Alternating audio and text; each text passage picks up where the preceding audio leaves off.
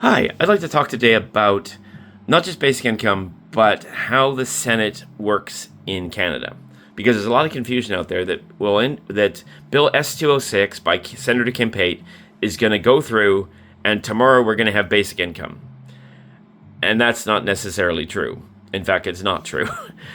We've actually done this before. Back in 1971, Senator David Kroll had the Special Senate Committee on Poverty done, and it recommended guaranteed income at the time. It also recommended things that led to the Canada Child Benefit and an increase to family allowances in 1973. Did it immediately start UBI? No, that's not how this works. The Senate is a chamber of sober second thought. And so the modern version of that report, Senator Pate's report, you can have a look at it, but from what I'm able to ascertain as a basic income advocate of 5 or so years is, for instance, we often say, basic income isn't a panacea.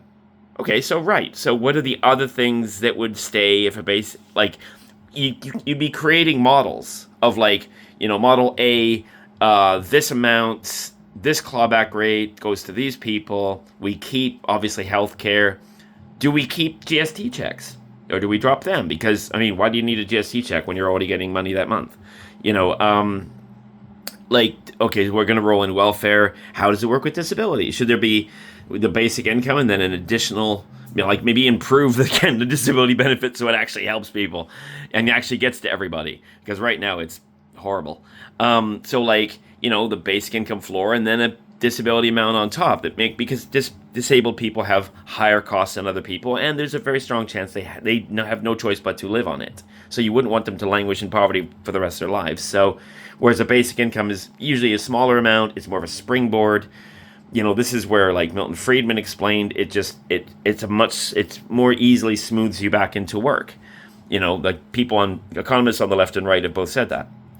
So there's so many variables. What years is it? Is it 18 to 64 and then the GIS kicks in?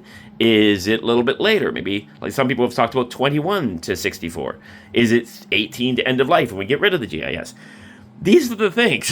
There's so many different versions and variables and stuff. And this is the kind of stuff that report could go into.